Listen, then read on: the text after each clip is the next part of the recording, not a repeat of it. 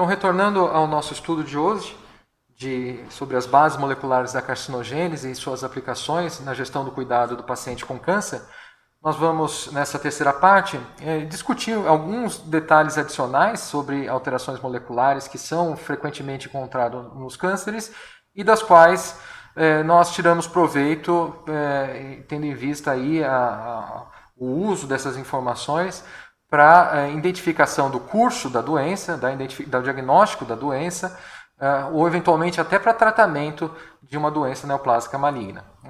Então, para esse nosso início, dessa terceira parte, convém a gente ter claro que as doenças neoplásicas malignas são doenças que têm como uma das características fundamentais, uma característica compartilhada pelos cânceres, algum grau de comprometimento da integridade genômica. E, em outras palavras, a gente poderia dizer que toda neoplasia maligna tem algum grau de instabilidade genética. Essa instabilidade genética ela não é uma situação qualitativa, que é existir ou não existir. Ela tem uma gradação. E, na verdade, a manutenção da integridade genômica ela acontece em diferentes níveis. E a gente poderia dizer que nós temos níveis diferentes de instabilidade genética que vão se somando ao longo da vida do indivíduo, como está demonstrando nesse gráfico. Existe um primeiro nível dessa instabilidade genética que é dada por um processo que está sendo nomeado aqui como processo mutacional intrínseco. Ele é decorrente da situação de que a replicação do nosso DNA não é um processo livre dos erros, 100% de erros. Então existe ali uma taxa de mutações, uma taxa de incorreção na replicação do nosso DNA, dada que nessa replicação do material genético, a enzima DNA polimerase, por mais que tenha atividade de correção, ela eventualmente insere ou deixa de fazer a correção de incorporação inadequada de nucleotídeos a uma certa quantidade de bases incorporadas de maneira correta. Então, esse processo mutacional intrínseco nos acompanha durante toda a vida, desde a formação ali do ovo fertilizado, desde a formação do embrião até o final da vida. Só que, a partir do momento em que você está indo em direção à vida pós-natal, você começa a se expor às interações com o ambiente e aí um novo extrato de estímulos que podem modificar a integridade do seu patrimônio genético se instala. E esse extrato, essa camada, é dada pelas interações com agentes potencialmente genotóxicos. Estímulos decorrentes das interações com o ambiente ou associados ao estilo de vida do indivíduo. E justamente essa camada é a que a gente tem efetivamente condições de ajustar ao longo da nossa vida. Nós até podemos fazer ajustes e tornar a nossa capacidade de manter o nosso genoma íntegro por tornar mais efetivo o processo de replicação do DNA. Isso pode ser feito com uma modulação exercida pela alimentação, por exemplo. Mas, efetivamente, essas interações com o ambiente, na medida em que propiciam uma interação com agentes cancerígenos, como, por exemplo, o tabagismo, que é um hábito que nos expõe a múltiplas substâncias cancerígenas, genotóxicas, mesmo situações como a obesidade, que também propicia ali um predomínio de fenômenos que pressupõem dificuldade de manutenção da integridade genômica, e exposição a maiores taxas de dano genômico, por exemplo, dada a produção de radicais livres. É essa situação que a gente tem condições de ajustar ao longo da nossa vida e que está intimamente relacionada ao processo de transformação celular que pode propiciar o aparecimento do câncer em determinado momento da vida. A partir do momento em que isso acontece, a gente não vai entrar em detalhes aqui, mas quando você tem a transformação celular instalada, já há um conjunto de alterações moleculares acumuladas e essas alterações tendem a propiciar uma velocidade maior para a aquisição de novas alterações moleculares, o que nós chamamos de fenótipo mutador. Então, os cânceres, eles tipicamente apresentam uma instabilidade genética maior que já propicia uma quantidade maior de alterações moleculares ocorrendo, o que dificulta a conduta, né, desses cânceres altamente mutantes, por exemplo, por seleção de células que sejam resistentes a uma determinada terapia, né, que sejam capazes de ocupar diversos territórios, né, dentro do organismo, favorecendo o processo de disseminação neoplásica, dentre outros fenômenos, né.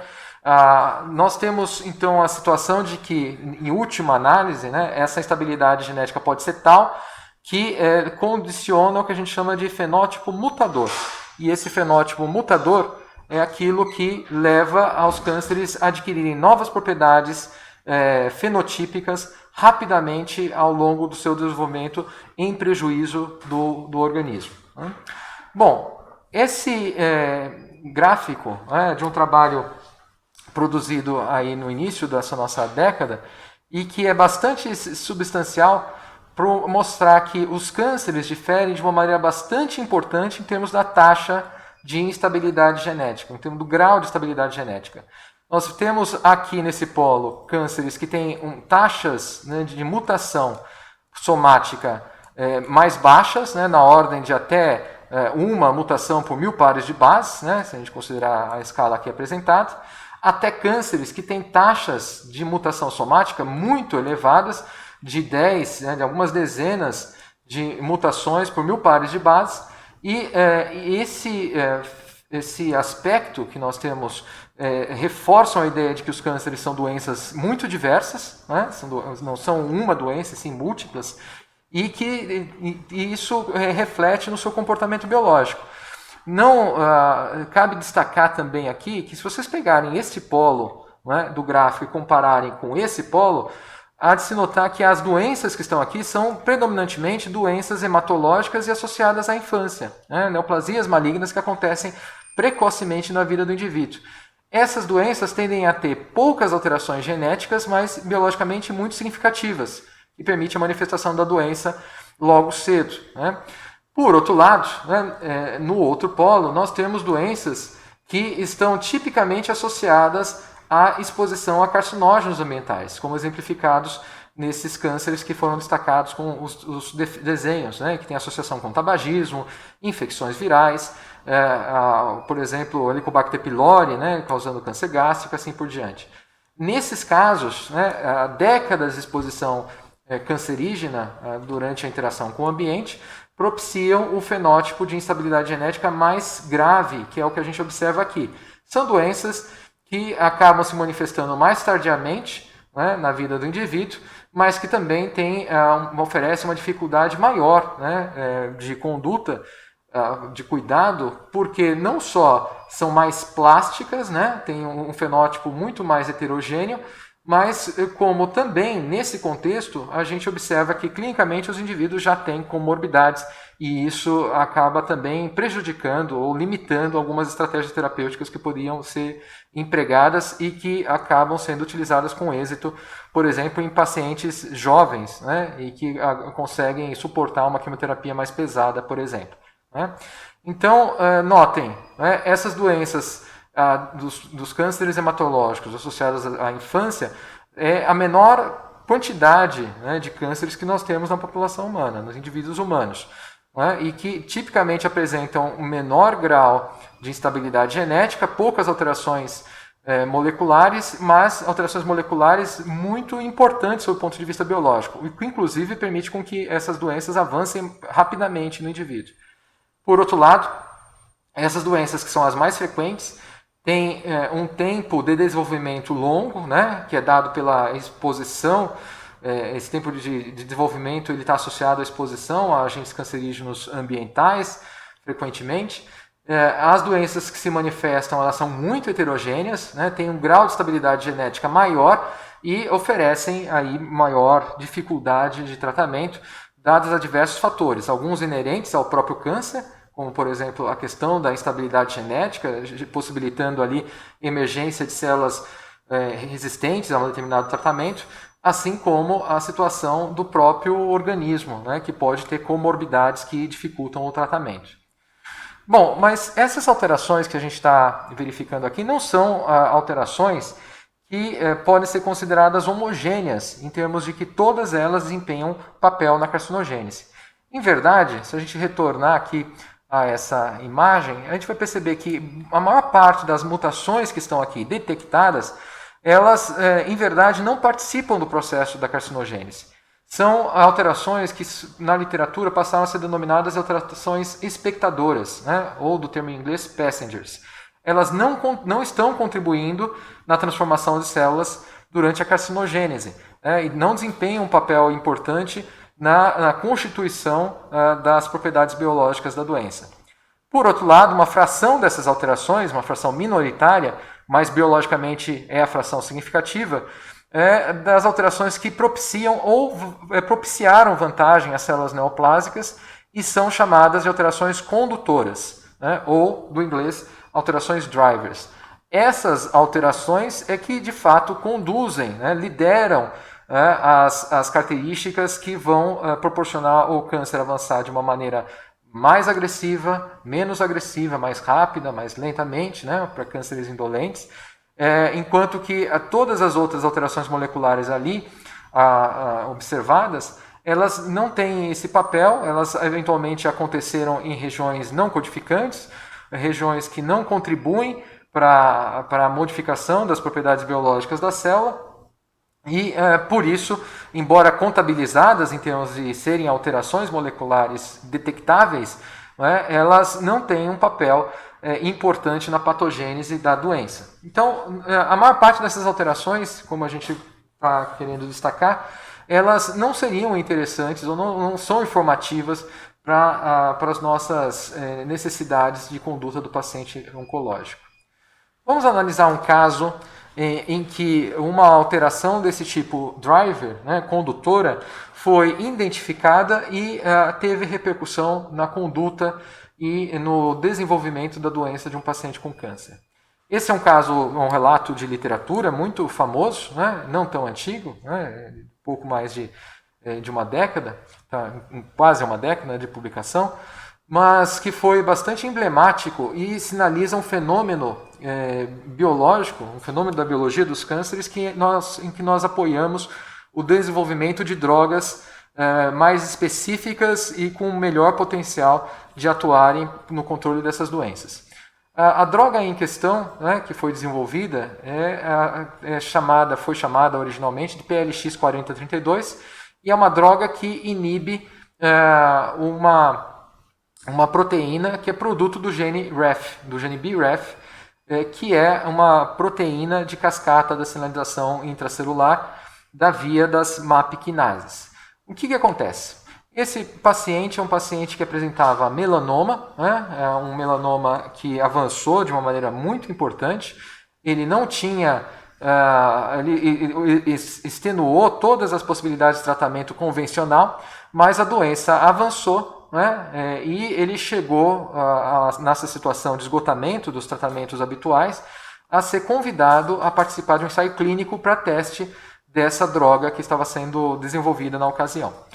E nós temos aqui uma imagem do paciente quando ele foi recrutado, né, na entrada do estudo, do ensaio clínico. E a gente pode observar que ele tem doença disseminada, né, múltiplas lesões cutâneas desse melanoma que originalmente ele tinha, e ele já se encontra numa situação de caquexia oncológica. A gente pode aqui observar pelos braços o consumo, né, de tecido muscular que esse indivíduo apresentava, e a gente poderia efetivamente caracterizar essa situação como uma situação terminal da evolução de uma doença neoplásica maligna muito agressiva, como tipicamente são os melanomas. Agora, após ser incluído nesse estudo clínico, o paciente passou a ser tratado com essa droga e, após 15 semanas, o aspecto clínico era esse. Nós temos o paciente engordando, né, ganhou peso, né, então clinicamente ele estava melhor, né, em termos gerais, mas o que chama efetivamente mais atenção é que os múltiplos tumores subcutâneos que esse paciente apresentava em tronco, né, regrediram, né, substancialmente. Ainda temos uma massa infraaxilar aqui, bastante importante, que já era notada naquela lesão, naquela foto inicial, mas percebe-se que mesmo essa lesão, que era muito grande, teve uma importante redução de volume nesse paciente. Esse é um dado muito promissor e que chamou muito a atenção da literatura. Outros estudos com esse tipo de resposta muito importante foram relatados, e a esse fenômeno, né, em que o câncer regride de uma maneira muito dramática frente à inibição de um produto de uma alteração molecular que ocorreu na carcinogênese, deu-se o nome de adição oncogênica. Né? Adição, próprio o termo de vício, né, oncogênico, ou dependência oncogênica, significando que esse câncer tinha uma necessidade importante de desenvolvimento pela sinalização oferecida pelo produto desse gene, BRAF. E uma vez que você tem inibição da ação desse gene, você leva as células neoplásicas malignas a morrerem, a sofrerem as consequências de não terem mais essa via de sinalização ativa, e os tumores acabam regredindo. Entretanto, esse fenômeno de adição oncogênica e outros que foram documentados na literatura e na própria prática habitual de pacientes com câncer, a gente percebe que essas respostas, às vezes, e com uma frequência maior do que a gente gostaria, elas não são persistentes. E aqui nós vemos uma foto do mesmo paciente, 23 semanas depois do tratamento, né?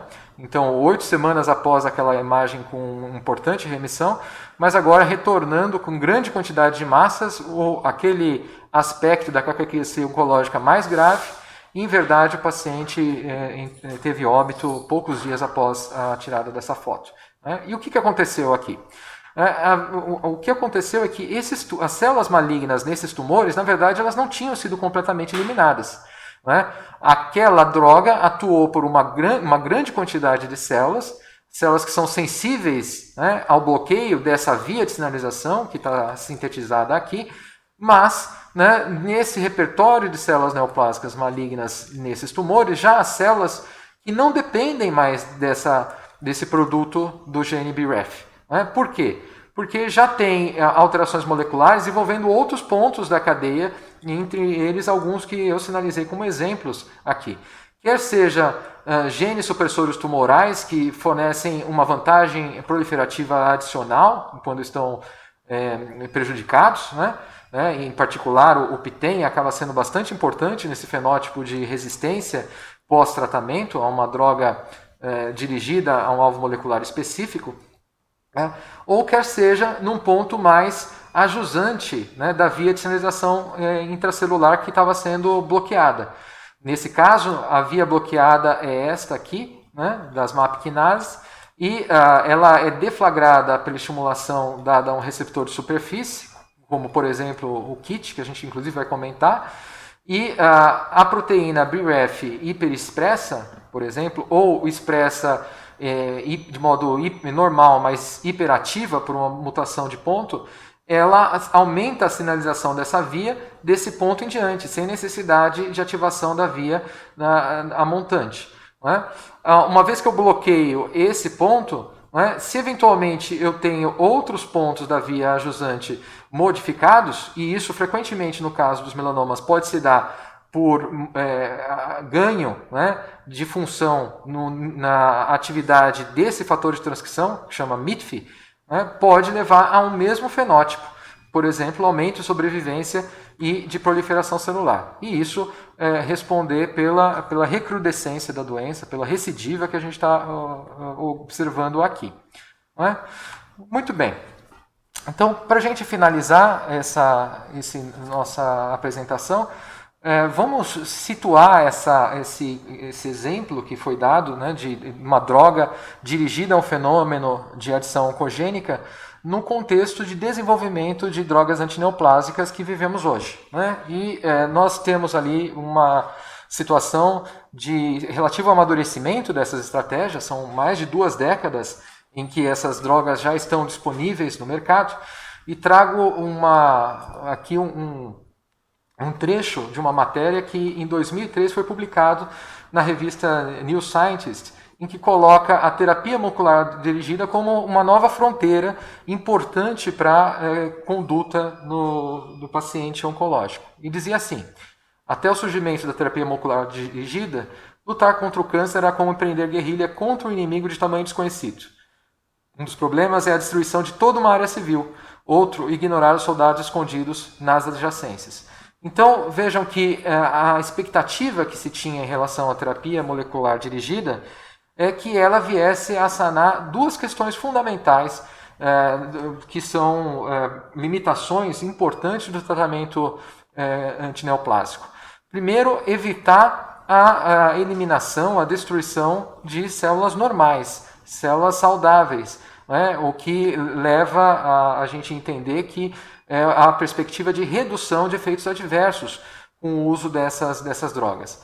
Por outro lado, né, ser mais dirigida efetivamente às células malignas que estão colocadas ali nos tecidos do hospedeiro e que eventualmente venham a se manifestar após uma terapia convencional. Notem que, de fato, passados praticamente 20 anos depois dessa afirmação aqui, nós não chegamos a uma situação ideal de controle desses dois parâmetros, né? Porque as terapias moleculares dirigidas também atingem as células normais e, por outro lado, as terapias moleculares dirigidas nem sempre conseguem eliminar todas as células malignas dentro do tecido, como a gente observou naquele exemplo do paciente com melanoma. Vamos trazer um exemplo de terapia molecular dirigida num contexto que é bastante importante e que também sinaliza para a perspectiva de estabelecimento do fenótipo de adição oncogênica, da situação de adição oncogênica. Essa doença aqui apresentada é o chamado tumor gastrointestinal estromal. Esse é um sarcoma, né? As células aqui têm uma apresentação fusiforme, quase que indistinta em relação a outras células moleculares, outras células mesenquimais, desculpe, mas é importante que, em relação a essa doença, nem o diagnóstico era dado de maneira apropriada há algumas décadas atrás.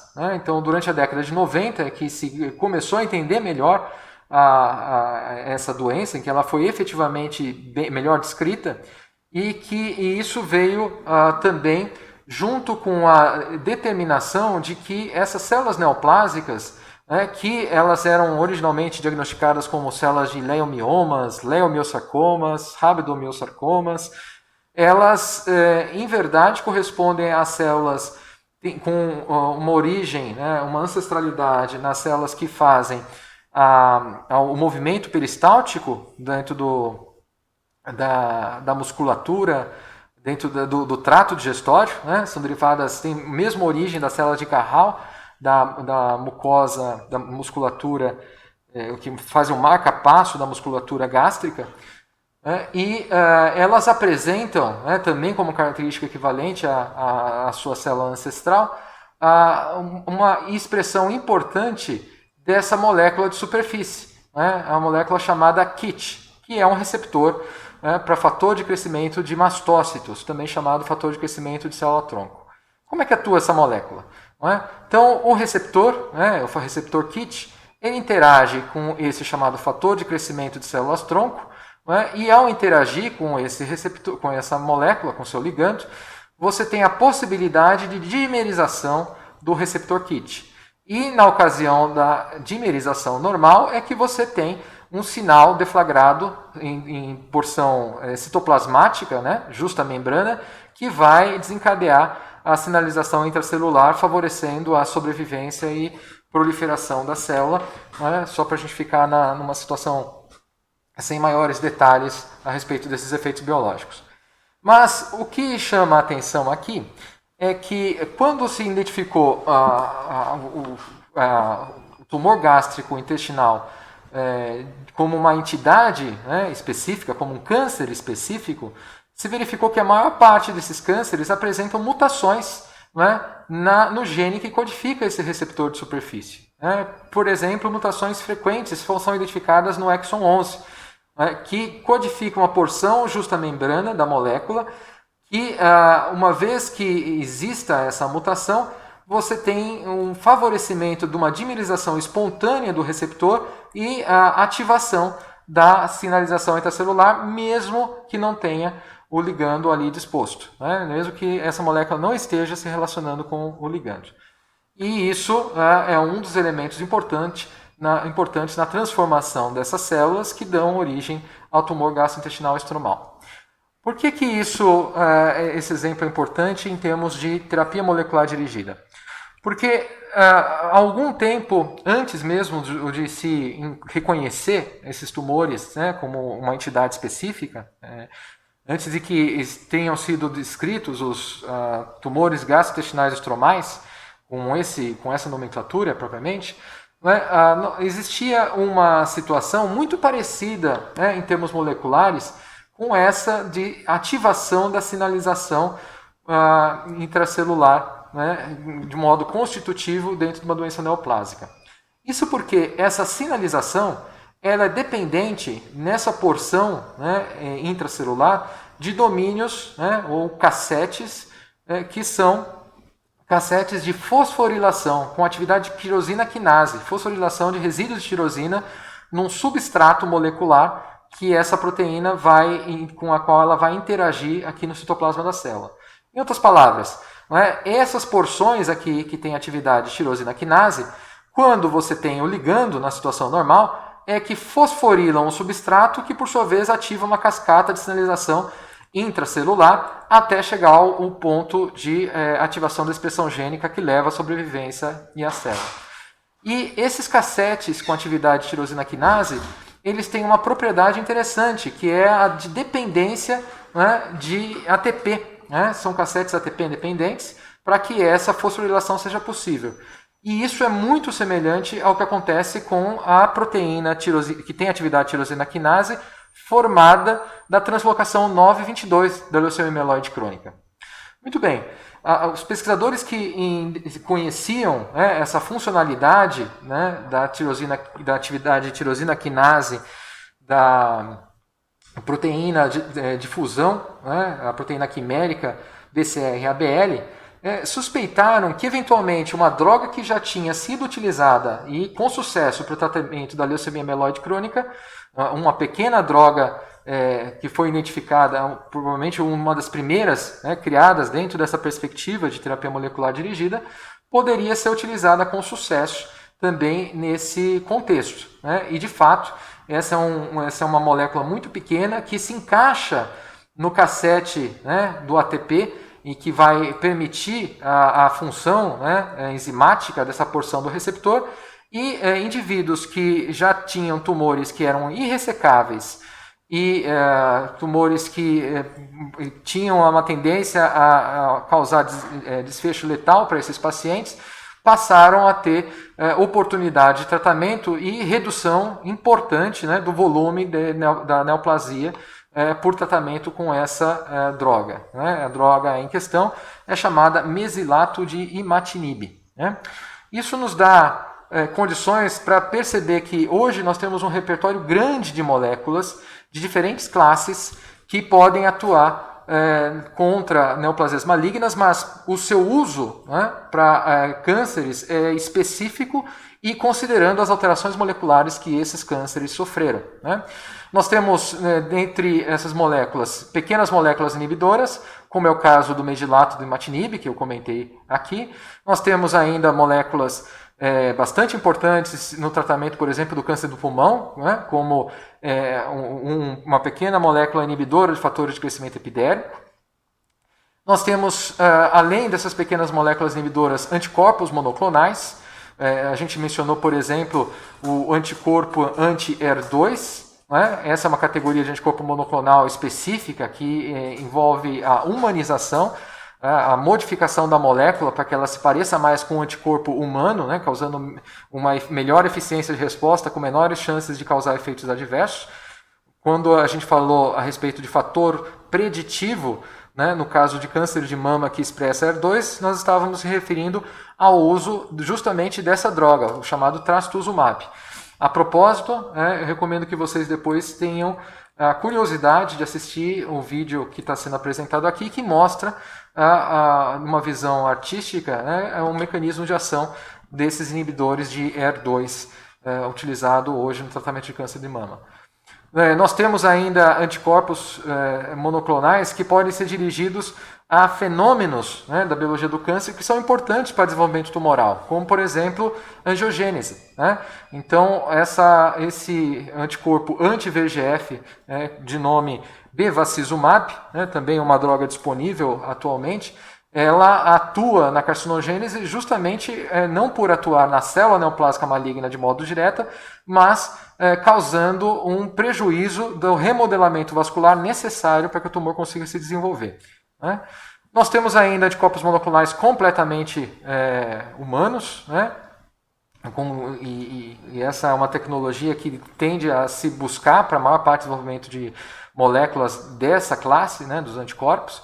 E estamos também num momento em que muito tem se colocado em termos de desenvolvimento de drogas que têm um alvo não contra proteínas, mas contra cadeias de RNA. E aí não é ponto da nossa discussão hoje, mas ao longo da disciplina vocês vão ter falas a respeito do uso do conhecimento sobre modificações envolvendo RNAs não codificantes, por exemplo, na questão de desenvolvimento dos cânceres e como princípio para o uso desse tipo de droga. Nesse caso específico mencionado aqui, convém colocar que essa droga, o Oblimersen, ela foi pensada como um bloqueio para a expressão da molécula mensageira, do RNA mensageiro, que vai dar origem à proteína BCL2, a proteína antiapoptótica BCL2. E nessa perspectiva, se você tem um bloqueio de uma proteína antiapoptótica que está hiperfuncional, você sensibiliza as células malignas a esse processo de morte celular, e aí potencializando a ação, inclusive, de outras drogas, impedindo um desenvolvimento mais avançado, um desenvolvimento maior da neoplasia maligna. Essa é uma situação útil, por exemplo, como a gente mencionou previamente, num linfoma que tem translocação que hiperexpressa a molécula BCL2, que é o linfoma folicular. Então, retornando aqui rapidamente para vocês recordarem de uma apresentação anterior, no caso, não foi mencionado aqui, mas nós temos, no caso, uma translocação que envolve justamente o linfoma folicular, que proporciona a hiperexpressão da proteína BCL2 alvo dessa droga. E esses aqui são só uma síntese para que vocês entendam aí a nomenclatura de drogas que são frequentemente utilizadas no tratamento antineoplásico hoje, mas incentivo de novo que vocês vejam este vídeo para ter uma ideia melhor dos mecanismos.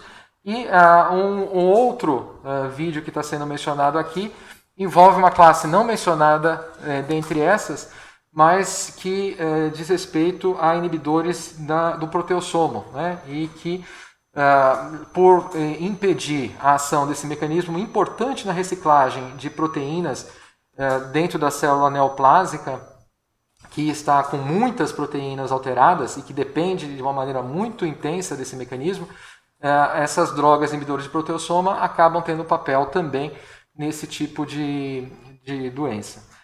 Notem que tudo que está sendo colocado aqui, em termos de terapia molecular dirigida, mais do que torná-los familiarizados com drogas específicas, trazer a percepção para vocês de que o conhecimento molecular é que possibilitou que essas drogas surgissem e que hoje nós tivéssemos os efeitos benéficos em termos de gestão do cuidado do paciente oncológico, com a inclusão dessas drogas na primeira, segunda, às vezes até linhas mais tardias de tratamento com o paciente com câncer. E um outro ponto a se considerar é que o nosso conhecimento no desenvolvimento dessas drogas nos deixou uma mensagem muito clara de que não se consegue controlar essas doenças com uma única estratégia. né? Vejam a resposta daquele paciente com melanoma em relação ao tratamento com o inibidor de BRAF, né? Que cai dentro dessa categoria, pequenas moléculas inibidoras. Naquele caso, a situação de monoterapia ela foi crítica, né?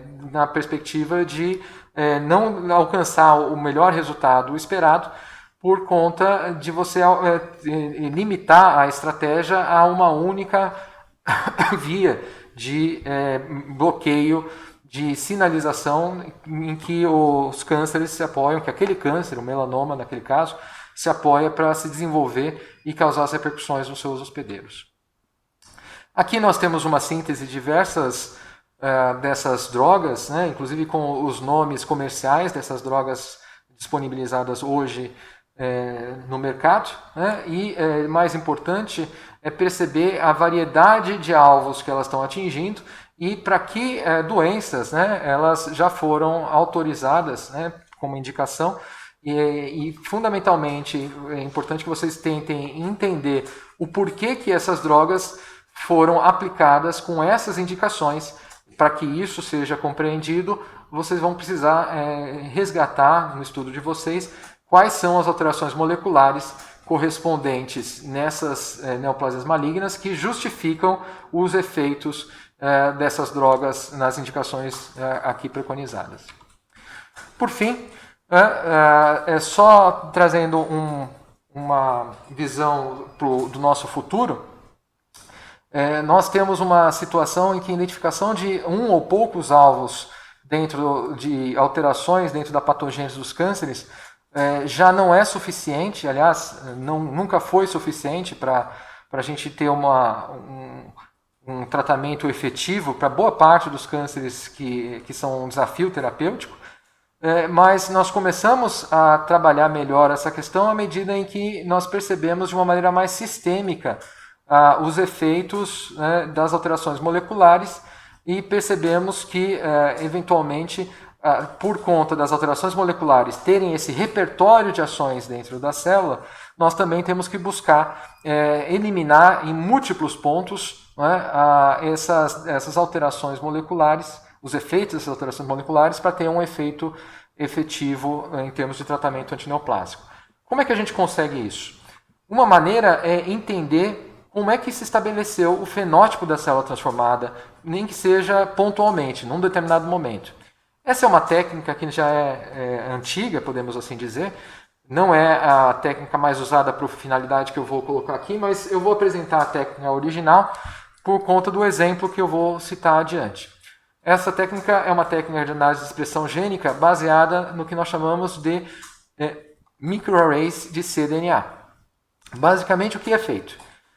A partir de um conjunto de amostras de tecido normal e amostras de tecido neoplásico, se obtém pools de RNA, né? Então RNA mensageiro da neoplasia, RNA mensageiro do tecido normal, que são colocados para ligação competitiva numa lâmina em que estão marcados, estão dispostos sondas para mensagens, para RNAs dos diversos genes de interesse. Inclusive pode-se colocar isso para praticamente todos os genes, embora a gente não tenha condições de efetivamente considerar que toda a expressão gênica celular possa ser representada numa dessas lâminas, né?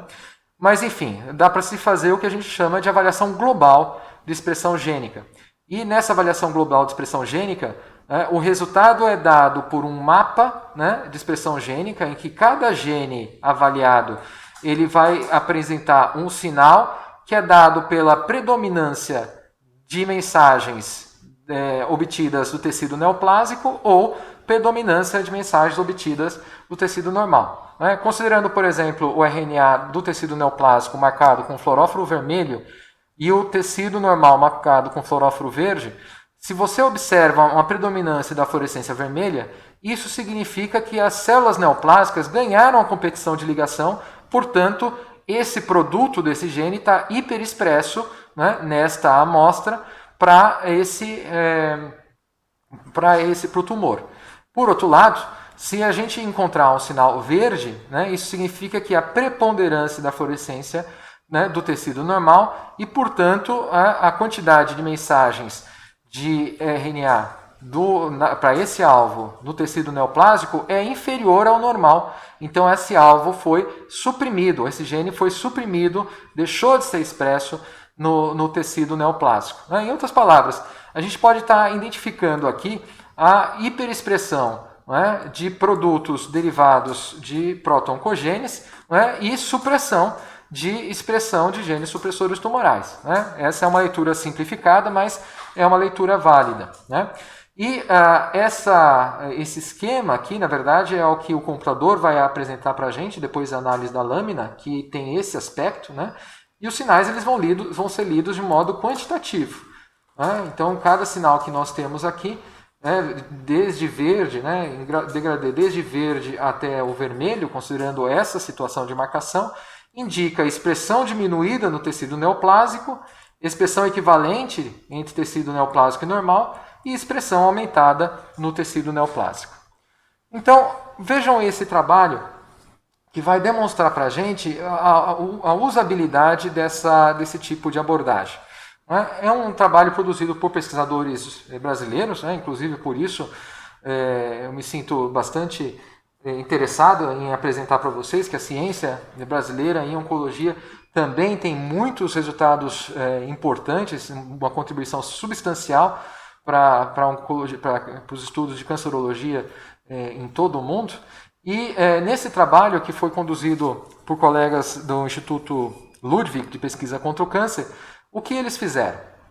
É um trabalho publicado em 2005, no qual foram obtidas amostras que foram identificadas em termos histopatológicos com o esôfago normal, esôfago com inflamação, esofagite, estômago morfologicamente normal, esôfago apresentando uma metaplasia glandular, que é a metaplasia que identifica o esôfago de Barrett, ou metaplasia intestinal em porção de estômago, e as neoplasias malignas propriamente ditas, quer seja o câncer, adenocarcinoma de esôfago ou adenocarcinoma de estômago.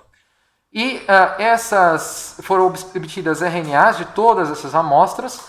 Esse RNA foi avaliado em termos da expressão gênica numa lâmina de cDNA microarray para vários alvos e foi colocado, os dados foram colocados para análise não supervisionada, ou seja, sem apoio do operador, para o computador fazer a identificação de quais são os perfis de assinatura gênica que são mais próximos um dos outros.